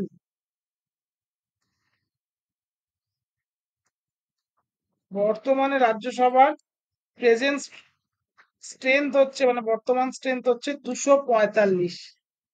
ঠিক আছে, অ্যাকচুয়ালি তো 239টাই তো থাকে। অ্যাকচুয়ালি 239টা থাকে। 245টা তো সিট, কিন্তু 239টাই তো ইয়ে হয়। কোথায় বললাম আমি এরকম কথা? কোথায় বললাম এরকম কথা? বাকিদের কি মতামত?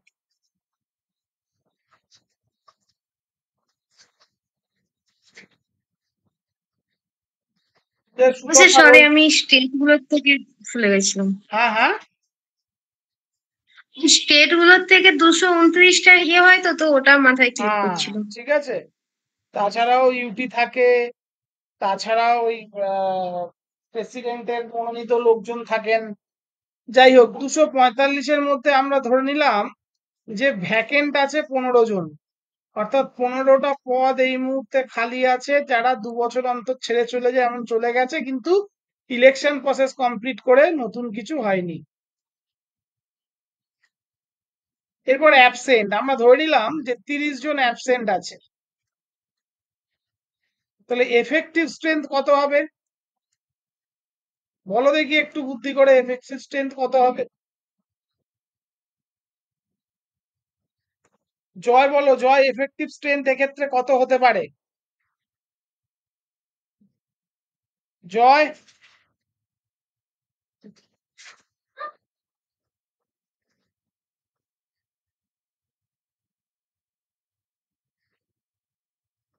সুতপা,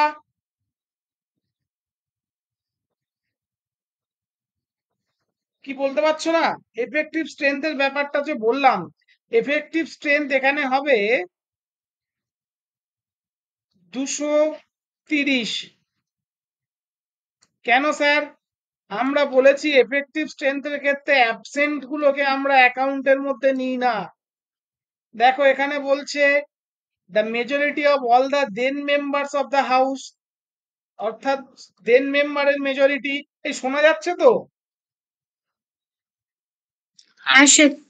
এত কিছু বলো, আমি যখন জিজ্ঞেস করছি সব যদি চুপ করে বসে থাকো, বুঝবো কি করে শুনতে পাচ্ছ কি পাচ্ছ না?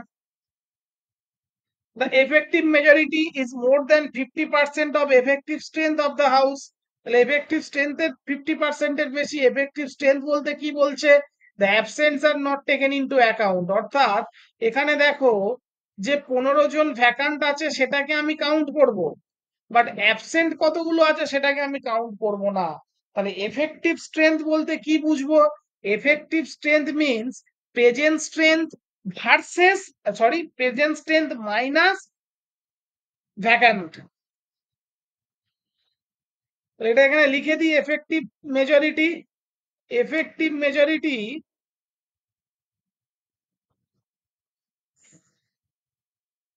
is equal to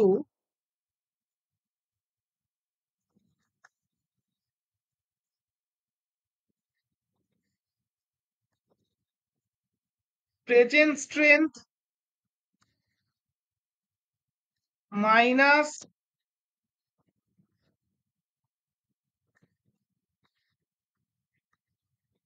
vacancy. অর্থাৎ প্রেজেন্ট স্ট্রেংথ এবং ভ্যাকান্সি এই দুটোকে বাদ দিলে, এই দুটোকে বাদ, প্রেজেন্ট স্ট্রেংথ থেকে ভ্যাকান্সি বাদ দিলে যেটা থাকে সেটা হলো আমাদের effective majority. Effective strength, majority না, এখানে মেজরিটি লেখা আছে, সুতরাং এখানে আমার আর নতুন করে লিখতে হবে।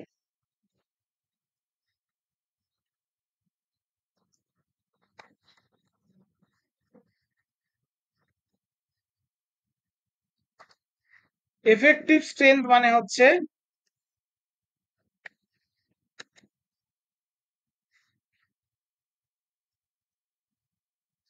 Present strength minus vacancy. তাহলে এফেক্টিভ স্ট্রেংথে দেখো আমরা অ্যাবসেন্ট গুলোকে ধরছি না, সাপোজ আমাদের 245টা প্রেজেন্ট স্ট্রেংথ, ভ্যাকান্ট আছে 15, ভ্যাকান্ট মানে সে তো নেই, তাই তাকে আমরা এখান থেকে সরিয়ে দিচ্ছি, দিয়ে 230 যে এফেক্টিভ স্ট্রেংথ আমাদের আসছে, বাকি কে ভোট দেবে কে ভোট, দেখা গেল যে এর মধ্যে আবার এই যে অ্যাবসেন্ট কিছু বাদ গেছে, আবার দেখা যাচ্ছে এর মধ্যে 100 জন ভোট দিচ্ছে না, হাইপোথেটিক্যালি ধরে নাও যে 100 জন বললো ভোট দেবো না, তাতেও আমার কিছু যায় আসে না, তাতেও আমাদের এফেক্টিভ স্ট্রেংথ কত থাকবে, 230ই থাকবে। এবং এফেক্টিভ মেজরিটি পেতে গেলে আমাদের কি লাগবে, 230-এর মোর দ্যান 50%, অর্থাৎ 116।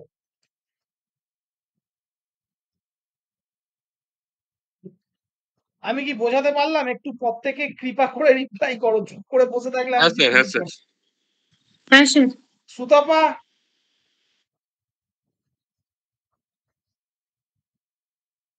আচ্ছা, তাহলে আমরা এটাই বুঝলাম যে এফেক্টিভ মেজরিটি মানে এফেক্টিভ স্ট্রেংথের মোর দ্যান 50%। এফেক্টিভ স্ট্রেংথ মানে যেখানে কেবলমাত্র প্রেজেন্ট স্ট্রেংথ থেকে ভ্যাকান্সি গুলো বাদ যাবে, সেখানে কতজন অ্যাবসেন্ট কতজন নট ভোটিং আমাদের কিছু যায় আসে না।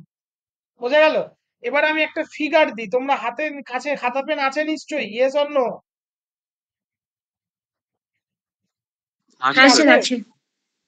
একটা ফিগার দিচ্ছি, সেখানে আমার এফেক্টিভ মেজরিটি বার করবে, ঠিক আছে? লেখো প্রেজেন্ট স্ট্রেংথ 245, লিখছো তো? প্রেজেন্ট স্ট্রেংথ হ্যাঁ স্যার। হ্যাঁ স্যার, হ্যাঁ 245, sir. Vacant 20,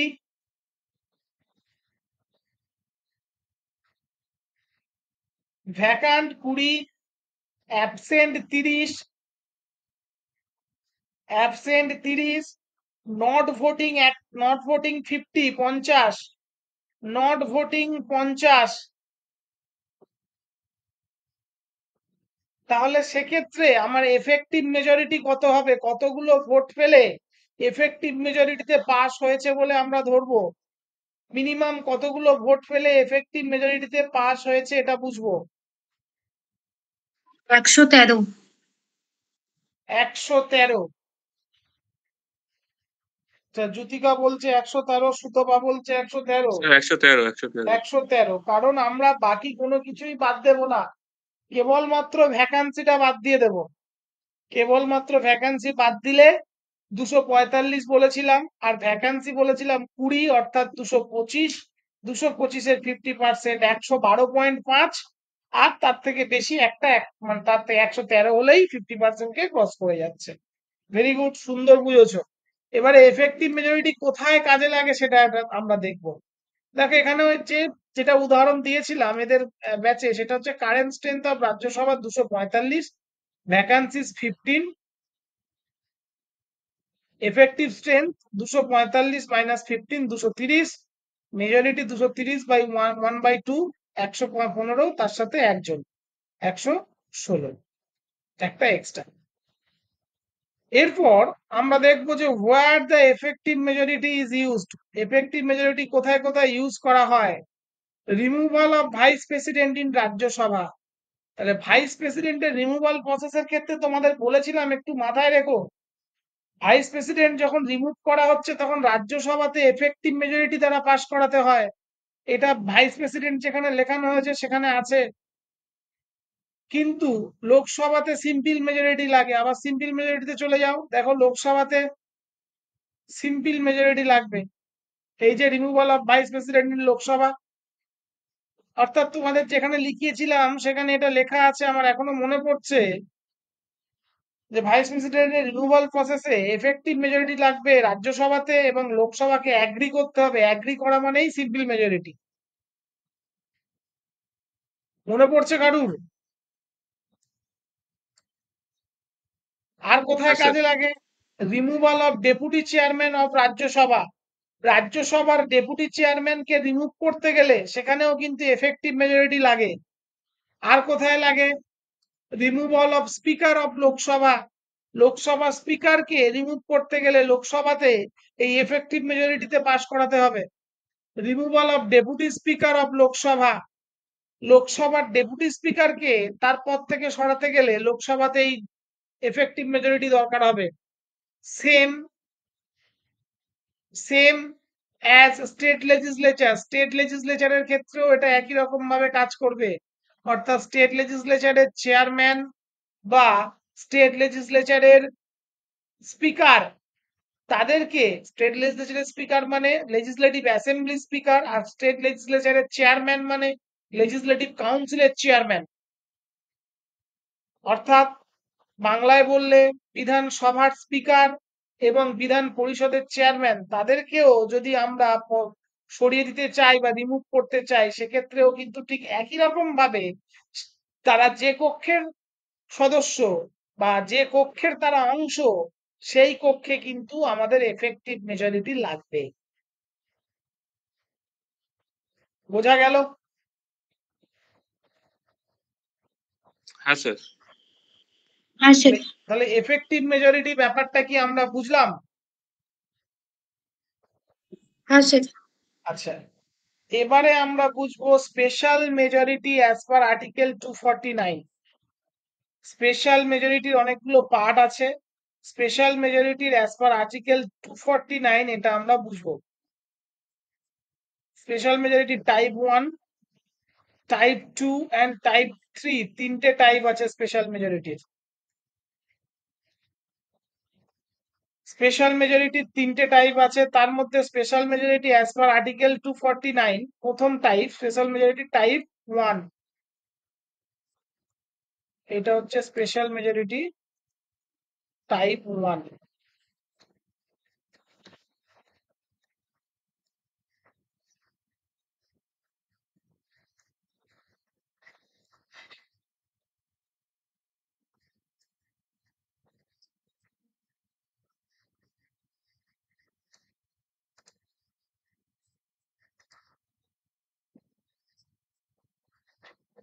as per article 249 অনুযায়ী স্পেশাল মেজরিটির এক নম্বর টাইপ কি থাকে? Special majority as per article 249 requires A majority of third members present and voting. কি লাগে? যে যারা ভোট দিচ্ছে present and voting. Present and voting কথাটা আমরা কোথায় পেয়েছিলাম এর আগে? প্রেজেন্ট অ্যান্ড ভোটিং কথাটা আমরা আগে পেয়েছিলাম সিম্পল মেজরিটির ক্ষেত্রে। সেক্ষেত্রে আমরা একই জিনিস দেখেছিলাম, শুধু একটু আলাদা দেখেছিলাম যে মোর দেন 50% অফ প্রেজেন্ট অ্যান্ড ভোটিং। এখানেও প্রেজেন্ট অ্যান্ড ভোটিং ব্যাপারটা আসবে, কিন্তু এটা হচ্ছে 2/3 মেম্বার্স চলে আসবে, যে পাস করতে হবে 2/3 মেম্বার দিয়ে। আমি আবার চলে যাই তোমাদের যে জায়গাটায় দেখিয়েছিলাম। সিম্পল মেজরিটির ক্ষেত্রে কি দেখিয়েছিলাম? প্রেজেন্ট টেন থেকে ভ্যাকান্ট বাদ যাচ্ছে, অ্যাবসেন্ট বাদ যাচ্ছে, নট ভোটিং বাদ যাচ্ছে। বাদ গিয়ে যেটা পড়ে থাকছে সেটা হচ্ছে present and voting. Present and voting এর মোর দেন 50%টাই হচ্ছে আমাদের সিম্পল মেজরিটি। এক্ষেত্রেও ঠিক তাই একই হবে, যে প্রেজেন্ট টেন থেকে ভ্যাকান্সি বাদ যাবে, অ্যাবসেন্ট বাদ যাবে, নট ভোটিং বাদ যাবে, গিয়ে পড়ে থাকবে প্রেজেন্ট অ্যান্ড ভোটিং। কিন্তু এই প্রেজেন্ট অ্যান্ড ভোটিং এর মোর দেন 50% হবে না, 2/3 হবে। তাহলে যদি এটা সিম্পল মেজরিটি না হয়ে এটা যদি স্পেশাল মেজরিটি টাইপ 1 হতো, তাহলে এই যেটাকে আমরা 226-এ পাস করালাম, সেটা কতগুলো লাগতো বলে তোমাদের মনে হয়?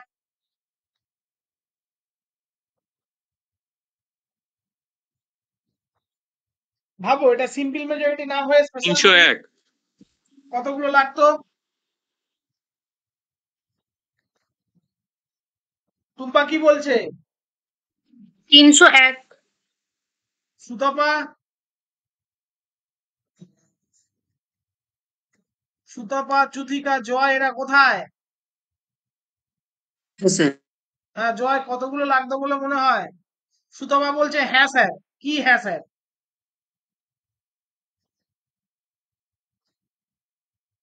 মানে হ্যাঁ স্যার মানে কি? যুথিকা কি আছে? হ্যাঁ স্যার। হ্যাঁ, তো কত লাগতে স্যার পারে? 300টাই লাগবে, 301টা কেন হবে? হ্যাঁ, এখানে লাগবে স্যার 300। 2/3 মানে তো 300। আমি তো বলিনি মোর দেন 2/3। 2/3 এর ক্ষেত্রে মোর দেন লাগে না, কারণ 2/3 মানেই তো সেটা অলরেডি 50% কে ক্রস করে যাচ্ছে। তাহলে 2/3 এর ক্ষেত্রে মোর দেন লাগবে না। বোঝা গেল? 2/3 মানে এখানে 300, 301 নয়। সুতপা বোঝা যাচ্ছে?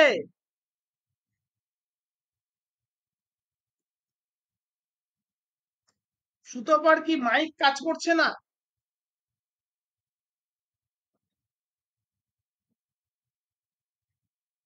2/3 মানে কি বুঝলাম? 300। 2/3 মানে মোর দেন 2/3 কোথাও বলা হয়নি। দেখো আমি আরো একবার এটা আলাদা করে করে দিচ্ছি তোমাদেরকে, যে স্পেশাল মেজরিটি টাইপ 1।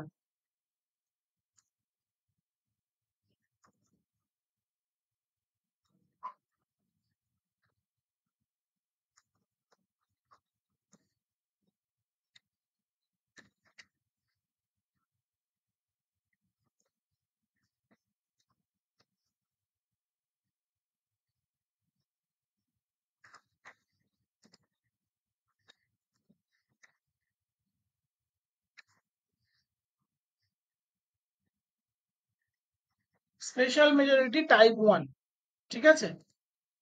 আমরা এটাকেও রাজ্যসভা দিয়েই যদি দেখি, আমরা এটা রাজ্যসভার বেসিসেই দেখি।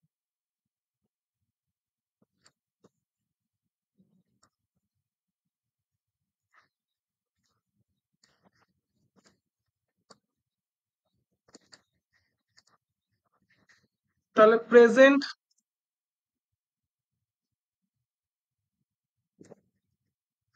স্ট্রেংথ,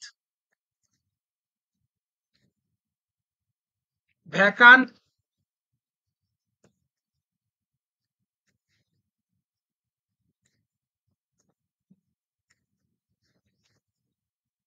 অ্যাবসেন্ট,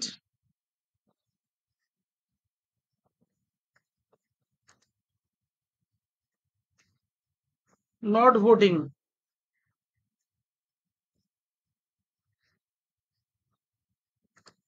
দেখো আমি যদি এখানে প্রেজেন্ট স্ট্রেংথ হাইপোথেটিক্যালি ধরে নিলাম, হাইপোথেটিক্যালি না, ঠিকঠাকটাই ধরলাম 245, তার মধ্যে ভ্যাকান্ট ধরলাম, কত ধরেছিলাম আগেরটাতে? Vacant 15, absent 30, and not voting 50, ঠিক আছে? সেখানে সিম্পল মেজরিটি টাইপ 1-এ আমার কত লাগবে? কারণ আমি এরপরে যেটা চলে যাব সেটা হচ্ছে প্রেজেন্ট অ্যান্ড ভোটিং।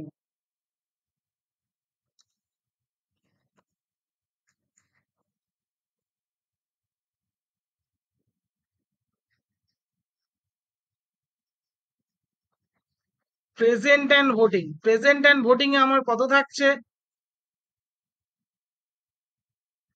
কত থাকছে? 150 তো? 150, প্রেজেন্ট অ্যান্ড ভোটিং এ কত থাকছে? 150। 150, ঠিক আছে? এবার তাহলে আমার এটা মনে রাখতে হবে যে স্পেশাল মেজরিটি টাইপ 1,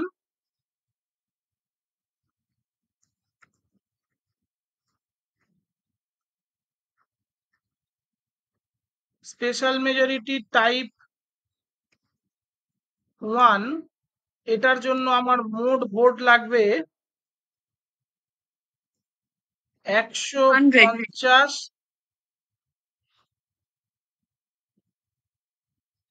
ইন্টুর চিহ্ন আমি কিবোর্ডে খুঁজে পাচ্ছি না, ইন্টু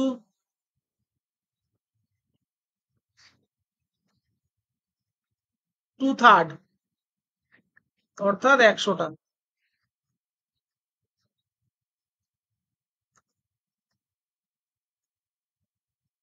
ঠিক আছে, বোঝা গেল ব্যাপারটা?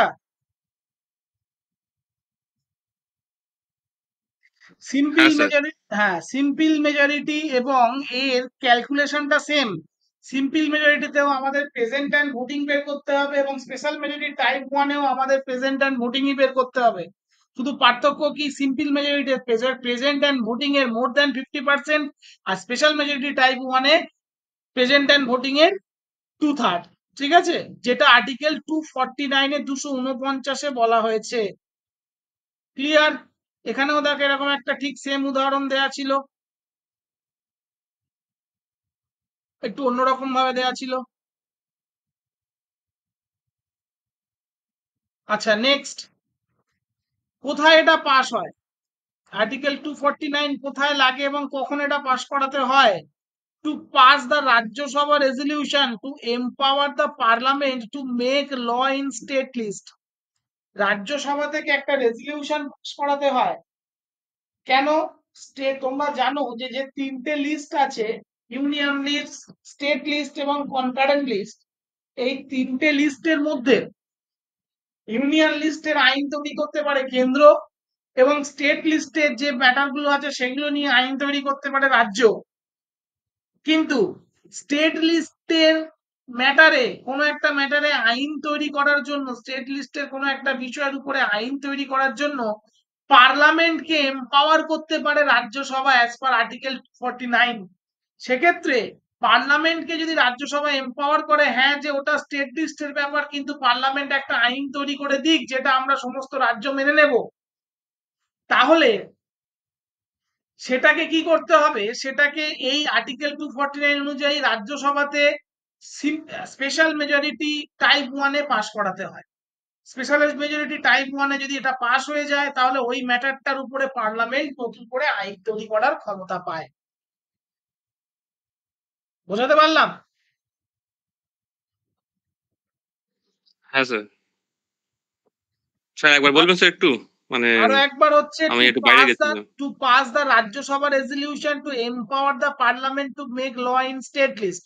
স্টেট লিস্টের কোন একটা বিষয়, যে বিষয়ে রাজ্যদেরকে আইন বানানোর দরকার পৃথক পৃথক ভাবে, সেই বিষয়ে কেন্দ্রকে আইন বানানোর অনুমতি যদি পার্লামেন্টের যে রাজ্যসভা আছে, রাজ্যসভা চাইলে দিতে পারে। সেই বিষয়ে দেখা গেল যে রাজ্যের একটা ম্যাটার, বলো রাজ্যের একটা ম্যাটার হচ্ছে law and order. Law and অর্ডারের রাজ্যের হাতে, বিহারের ল অ্যান্ড অর্ডার বিহার সরকার চালায়, পশ্চিমবঙ্গের ল অ্যান্ড অর্ডার পশ্চিমবঙ্গের সরকার চালায়। কিন্তু ল অ্যান্ড অর্ডারে কিছু একটা পার্থক্য আনতে চাই, কিছু একটা চেঞ্জ আনতে চাইছে কেন্দ্র সরকার। কি করে আনবে? আগে রাজ্যসভা যদি কেন্দ্র সরকারকে এম্পাওয়ার করে তবেই সেই পাওয়ার আনতে পারে। রাজ্য সরকার কেন্দ্র এই আর্টিকেল 249-এর স্পেশাল মেজরিটি দিয়ে একটা বিল আগে পাস করাবে যে হ্যাঁ ল অ্যান্ড অর্ডার দিয়ে, ল অ্যান্ড অর্ডারে কেন্দ্র সরকার নতুন আইন আনতে পারে, এটাকে আমরা মেনে নেব। এই বিলটা যদি পাস হয় তাহলেই তার 6 মাসের মধ্যে ল অ্যান্ড অর্ডারের মধ্যে কোনো নতুন আইন নিয়ে এলে তখন সেই ল অ্যান্ড অর্ডারের আইনটা সমস্ত রাজ্য মেনে চলবে। বোঝাতে পারলাম? এবং এই বিলটা যে পাস করা হয়, এই বিলটা পাস করে সাচ অ্যাজ, মনে রাখবে যে আর্টিকেল 249-এর এই রেজলিউশন পাস করে সাচ অ্যাজ কোনো আইন আনা হয় না। এই রেজলিউশনটা রাজ্যসভা পাস করে যাতে আইন আনতে পারে পার্লামেন্ট। এতদিন তোমরা কি দেখেছো, কোনো একটা বিল বা কোনো কিছু পাস হলে সেটা একটা আইনে পরিণত হয় বা আইন নিয়ে আসে, কিন্তু এটার ক্ষেত্রে আলাদা। এটা কেবলমাত্র পার্লামেন্টকে এম্পাওয়ার করা হচ্ছে, পার্লামেন্টকে ক্ষমতা দেওয়ার জন্য যে ভাই তুমি আইন আনতে পারো, সেই ক্ষমতাটা দেওয়ার জন্য এই ভোটাভুটি হয়। আশা করছি এবার বোঝা গেছে। পরেরটাতে এগিয়ে যাবো কি টুম্পা? আচ্ছা, আচ্ছা, এবারে আমরা দেখছি special majority type 2। Special majority type 2-তে একেবারে অ্যামেন্ডমেন্টের ব্যাপারটা বলা হয়েছে। কি বলা হয়েছে? অ্যামেন্ডমেন্টের ব্যাপার। অ্যামেন্ডমেন্ট মানে অ্যাজ পার আর্টিকেল 368, আর্টিকেল 368 অনুযায়ী special majority, as per article 368 required a special majority of 2/3 present and voting, এর 2/3 লাগবে, and supported by more than 50% of total member of the house, এবং 50 টোটাল মেম্বার 50% এর বেশি সেই ভোটটা যেন ক্রস করে। ব্যাপারটা খুব খটোমটো, একবার দেখে নাও।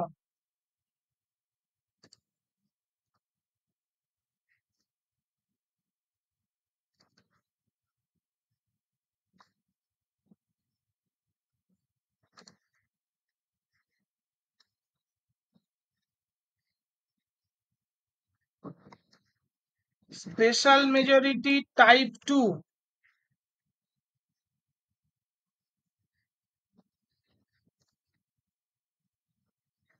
Special majority type 2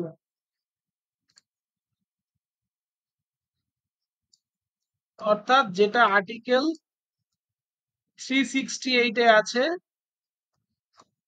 constitutional amendment.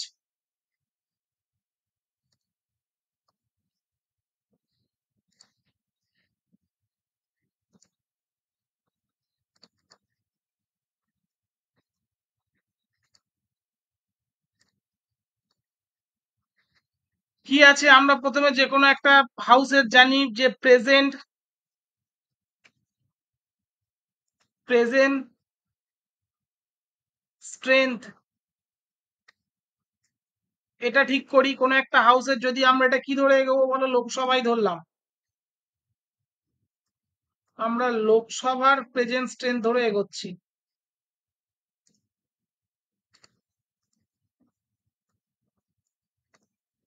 কত? 545। এখান থেকে ভ্যাকান্ট আমি ধরলাম 20 জন, 30 জন।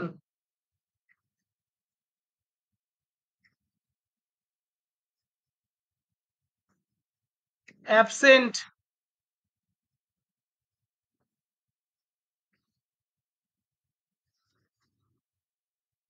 45 জন।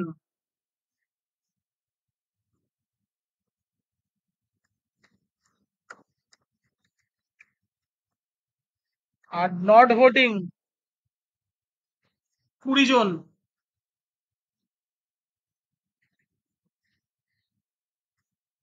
তো তাহলে এরপর আমরা যেটা পাবো সেটা হচ্ছে প্রেজেন্ট অ্যান্ড ভোটিং। কত হবে প্রেজেন্ট অ্যান্ড ভোটিং? কত হবে present and voting? 450 present and voting 450। ঠিক আছে, এবারে একটু দেখে নাও যে এখানে কি বলছে, যে প্রেজেন্ট অ্যান্ড ভোটিং এর কত কত লাগবে, 2/3 মেম্বার্স প্রেজেন্ট অ্যান্ড ভোটিং, তাই তো? তো তাহলে এই বিলটা পাশ করাতে গেলে আমার কি লাগবে?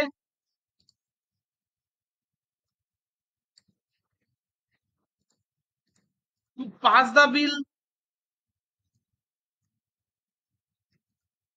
pass the bill, আমার লাগবে 450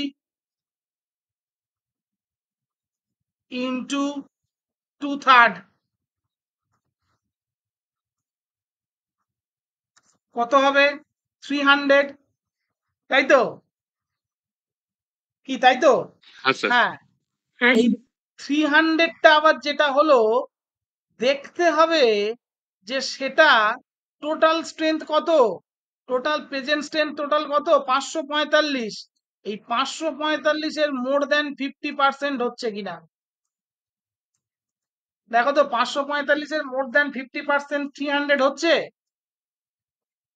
হ্যাঁ হচ্ছে কি? তাহলে বিলটা টাইপ 2 আকারে পাস হলো। কিন্তু আমি যদি সিনারিও একটু পরিবর্তন করে দিই, তাহলে দেখতে পাবো আমি অন্য কালিতে ব্ল্যাক ইঙ্কে সিনারিও গুলোকে পরিবর্তন করছি। ভাবো ভাবো যে ভ্যাকান্ট 30 না হয়ে ভ্যাকান্ট হলো 50, অ্যাবসেন্ট হলো 100। একটা কনস্টিটিউশনাল অ্যামেন্ডমেন্ট বিল পাস হবে, সেদিন লোকসভায় ভ্যাকান্ট 50 বা 50 জন। আচ্ছা, ভ্যাকান্ট 50 একটু ফটোমটো লাগে, আমি ভ্যাকান্টটাকে কমিয়ে দিই। সত্যি তো লোকসভায় 50 জন ভ্যাকান্ট একসাথে হতে পারে? আমি ভ্যাকান্টটাকে কমিয়ে দিলাম, ভ্যাকান্ট আমি আরো 10 করে দিলাম, ভ্যাকান্ট 10। অ্যাবসেন্ট হচ্ছে 100, 100 জন বলছে যে আমরা ওদিন যাব না, যা খুশি করো। ঠিক আছে, আর নট ভোটিং সাপোজ এখান থেকে 100, 110, 135।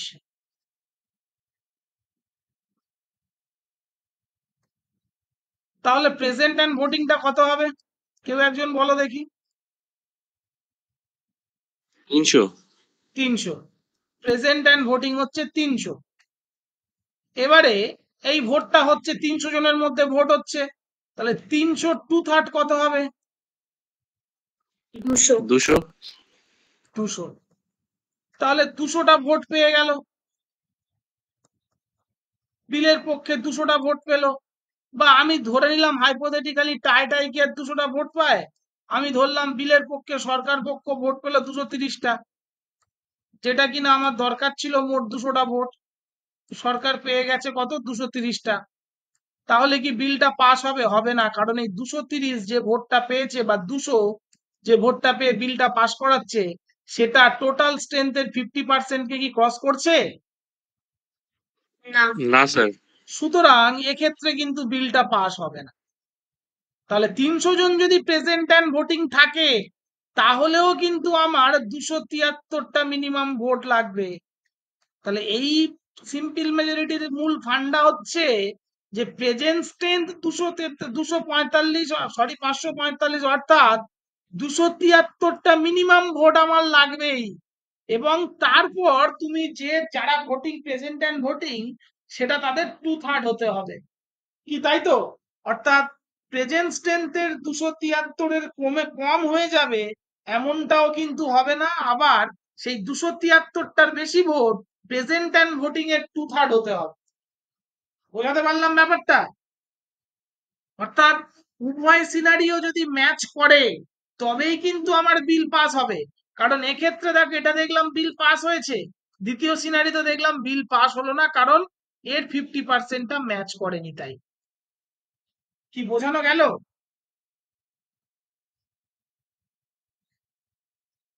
হ্যাঁ স্যার। সুতপা, হ্যাঁ স্যার।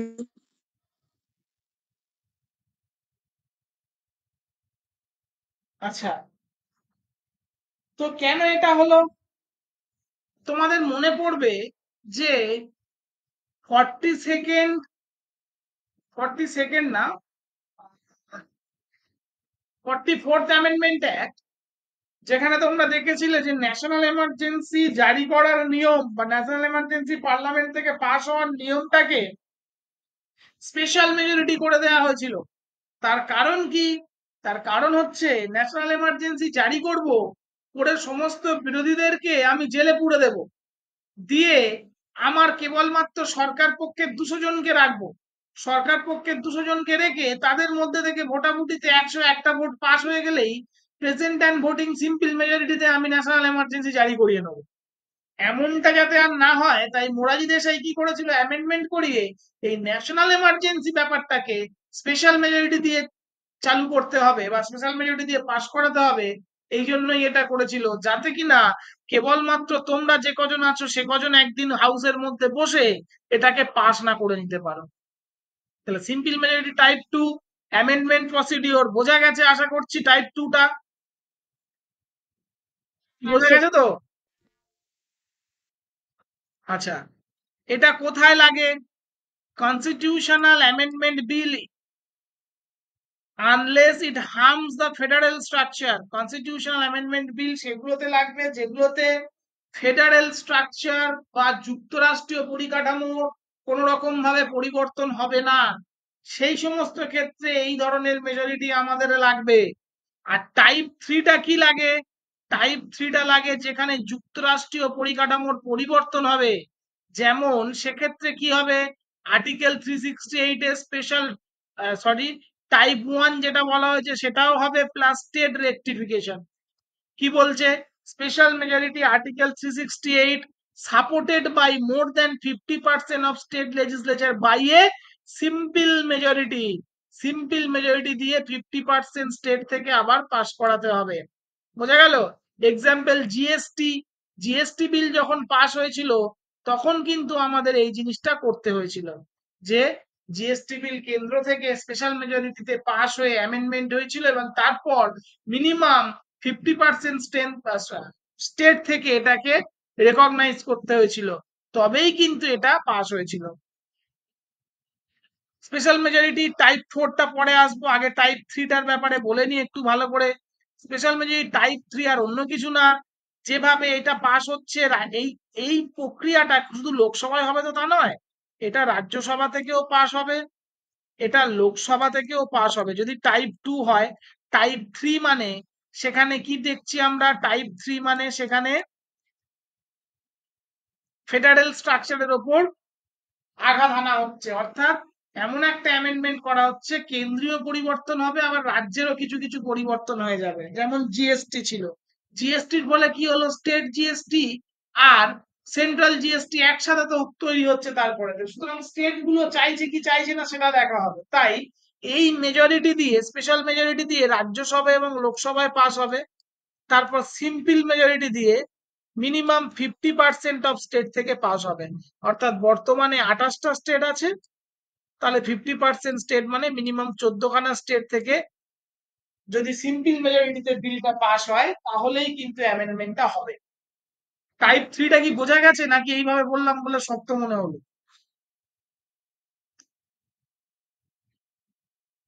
কি বলো কেউ? একটু স্যার টাইপ 2 আর নর্মালি বলে দেন বুঝে যাবে। একদম টাইপ 2 আর টাইপ 3 একই, শুধু টাইপ 3তে একটা বেশি কি হবে, টাইপ 3তে ওই যে বিলটা যেটা স্পেশাল মেজরিটিতে রাজ্যসভা লোকসভা থেকে পাস হচ্ছে হয়ে যাওয়ার পরে 28খানা স্টেটের লেজিসলেচারে চলে যাবে এবং এই 28টা স্টেটের মধ্যে মিনিমাম 14খানা স্টেট থেকে সেটা পাস করাতে হবে। অর্থাৎ 50% স্টেট থেকে, যদি কখনো দেখা গেল ভারতবর্ষে 40টা স্টেট হয়ে গেল তাহলে তখন 40-এর 50% 20 মিনিমাম 20খানা স্টেট থেকে পাস করাতে হবে এবং স্টেটে যে ভোটাভুটিটা হবে সেটা কিন্তু আর এই স্পেশাল মেজরিটির ভোট হবে না, সেটা সিম্পল মেজরিটি থেকে স্টেট গুলো থেকে পাস করতে হবে। কি ক্লিয়ার বোঝা যাচ্ছে? হ্যাঁ স্যার। বোঝা গেছে তো? তাহলে টাইপ 2 আর টাইপ 3 এর মধ্যে এটা পার্থক্য, টাইপ 2 তে যা হবে টাইপ 3 তেও সেইভাবেই পাস হবে, কিন্তু একটা এক্সট্রা কি আছে, রাজ্যগুলো থেকে 50%, রাজ্য মানে সব রাজ্য নয়, রাজ্যগুলোতে বিলগুলো যাবে এবং সেই 50% রাজ্য থেকে অন্তত সেখানে সিম্পল মেজরিটিতে ভোটাভুটি হবে। অর্থাৎ আমি বলতে চাইছি রাজ্যেতে যখন এই বিলটা চলে যাবে তখন সেই রাজ্যগুলোতে কি মেজরিটি হবে, রাজ্যগুলোতে এই সিম্পল মেজরিটির হারে ওই বিলটাকে হ্যাঁ অথবা না বলতে হবে। বোঝা গেল? এটাই হচ্ছে স্পেশাল মেজরিটি টাইপ 3। আর টাইপ 4 আছে, টাইপ 4 এ কি বলছে, টাইপ 4 এ হচ্ছে যেটা আমাদের প্রেসিডেন্টের রিমুভাল প্রসেস। কি বলছে special majority type 4 as per article 61 এ কি আছে, প্রেসিডেন্টের রিমুভাল প্রসেস। এটা সব থেকে টাফ। কেন সব থেকে টাফ? এটা দুটো কক্ষতে পাস করাতে হবে, কোনো কিছু নেই, কোনো present absent voting not voting vacancy কিচ্ছু নেই, ঠিক আছে? কেবলমাত্র টোটাল স্ট্রেংথ যেটা থাকবে তার 2/3। অর্থাৎ আমরা যেটা অ্যাবসলিউট মেজরিটিতে দেখেছিলাম, অ্যাবসলিউট মেজরিটিতে আমরা কি দেখেছিলাম, যে টোটাল স্ট্রেংথ যেটা থাকবে, অ্যাবসলিউট মেজরিটিতে দেখেছিলাম টোটাল স্ট্রেংথ যা থাকবে তার মোর দ্যান 50%, তাই তো? অ্যাবসলিউট মেজরিটিতে কি দেখলাম, টোটাল স্ট্রেংথের মোর দ্যান 50%। এখানে অন্য জিনিস, এখানে টোটাল স্ট্রেংথের যদি এটা আমাদের টাইপ 4 হয়, স্পেশাল মেজরিটি টাইপ 4 যদি হয়, তাহলে এখানে আমরা কি দেখতে পাবো, টোটাল স্ট্রেংথের 2/3, ঠিক আছে? তাই অ্যাবসলিউটের থেকেও এটা কঠিন, টোটাল স্ট্রেংথের 2/3। দেখো এখানে লেখাই আছে, তোমাদের সেটা পড়ে নিতে সুবিধা হবে। লোকসভায় টোটাল স্ট্রেংথ 545, তার 2/3 মানে 364। রাজ্যসভায় টোটাল স্ট্রেংথ 245, তার 2/3 164। এখানে দেখো কোনো প্রেজেন্ট অ্যাবসেন্ট এসবের কোনো গল্প নেই, থাকলেও আমি ধরবো না, অ্যাকাউন্টের মধ্যে আসবে না। বোঝা গেল? দেখা গেল যে স্পেশাল মেজরিটি টাইপ 4 তোমাকে বললো স্পেশাল মেজরিটি টাইপ 4 এ একটা ভোটাভুটি হচ্ছে বা আর্টিকেল 61 এর আন্ডারে একটা ভোটাভুটি চলছে রাজ্যসভাতে, যেখানে 245 জন প্রেজেন্ট স্ট্রেংথ, অ্যাবসেন্ট আছে 100 জন, ভ্যাকান্ট আছে 100 জন, ভোট দেবে না 45 জন, মানে জিরো হয়ে গেল তো। যাই হোক হাইপোথেটিক্যালি বলছি, তাও এটা পাস করাতে গেলে আমার কতজন লাগবে, 164টা ভোট কিন্তু লাগবেই। বোঝা গেল? কারণ এখানে আমরা অন্য কিছু দেখবো না, যেমন অ্যাবসলিউট মেজরিটিতে আমরা অন্য কিছু দেখিনি, কেবলমাত্র টোটাল যে ফিগার তার মোর দ্যান 50% দেখেছি। স্পেশাল মেজরিটি টাইপ 4 এ যে টোটাল ফিগার বা টোটাল স্ট্রেংথ তার 2/3 দেখবো। এটুকু বুঝতে পেরেছি কি? ইন্ডিভিজুয়ালি অ্যান্সার করো। আচ্ছা,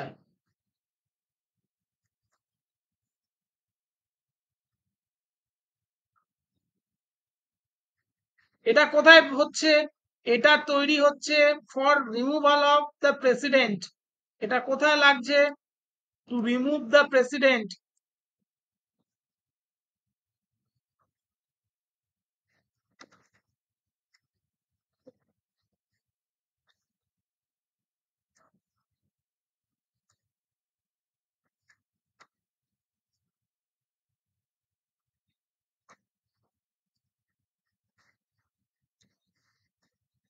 to remove the president of India. Criticism কি বলছে? ক্রিটিসিজম কিছু আছে, বলছে criticism of amendment, there is no provision for special body like constitutional assembly or to amend the constitution। বলছে এই অ্যামেন্ডমেন্টের ক্ষেত্রে কোনো স্পেশাল বডির কথা বলা হয়নি। যেমন আমাদের কনস্টিটিউয়েন্ট অ্যাসেম্বলি, তারা কনস্টিটিউশন তৈরি করেছিল, কনস্টিটিউশন কিন্তু আমাদের পার্লামেন্ট তৈরি করেনি, কনস্টিটিউয়েন্ট অ্যাসেম্বলি তৈরি করেছে, কি তাই তো? কিন্তু দেখা যাচ্ছে অ্যামেন্ডমেন্ট করার ক্ষেত্রে আমার কনস্টিটিউয়েন্ট অ্যাসেম্বলি তৈরি করার কথা বলছে না, পার্লামেন্ট নিজেই অ্যামেন্ডমেন্ট করতে পারবে। এটাকে অনেকে খটোমটো বলছে, এটাকে বলছে এটা ঠিক নয়। অ্যামেন্ডমেন্ট করা হলে ঠিকঠাক যদি অ্যামেন্ডমেন্ট করা উচিত, তো কনস্টিটিউয়েন্ট অ্যাসেম্বলি আবার একটা তৈরি করে অ্যামেন্ডমেন্ট করা উচিত, পার্লামেন্ট কেন অ্যামেন্ড করবে, এটা একটা ক্রিটিসিজমের জায়গা। তারপরে কি বলছে, the state legislature can not initiate the amendment like USA. USA তে কি হয়, স্টেট লেজিসলেচার তারাও চাইলে একটা অ্যামেন্ডমেন্ট বিল আনতে পারে, তারা সেটা পাস করলে তারপর সেটা পার্লামেন্টে যায়। এক্ষেত্রে আমাদের সেটা হয় না। আর কি বলছে, major part of the constitution can be amended by parliament alone. এবং অধিকাংশ অ্যামেন্ডমেন্টের অধিকাংশ জিনিস যেটা পার্লামেন্ট নিজেই অ্যামেন্ডমেন্ট করতে পারে, সেক্ষেত্রে স্পেশাল মেজরিটি টাইপ 3 দরকার হয় না, অর্থাৎ রাজ্যগুলোর সম্মতি সব ক্ষেত্রে দরকার হয় না। ক্লিয়ার? তাহলে এই ছিল মেজরিটি এবং অ্যামেন্ডমেন্ট পদ্ধতি। বাড়িতে ভালো করে নোটটাকে ফেয়ার করো, পড়ো, পারলে ভিডিওটা দেখো, তারপর কোনো সমস্যা হলে আবার গ্রুপে আমার সাথে যোগাযোগ করো, ঠিক আছে? 24 ঘন্টার মধ্যে, আগামী কালের মধ্যে কিন্তু এই নোটটা ফেয়ার করে বাড়িতে পড়বে বা ভিডিও যা দেখার দেখবে, না হলে কিন্তু বেরিয়ে যাবে ভাই মাথা থেকে, আরো একবার বলে দিলাম। চলো আজকে এই পর্যন্তই, গুড নাইট। পরে কোনো সমস্যা হলে অবশ্যই জানাও গ্রুপে। হ্যাঁ, টাটা।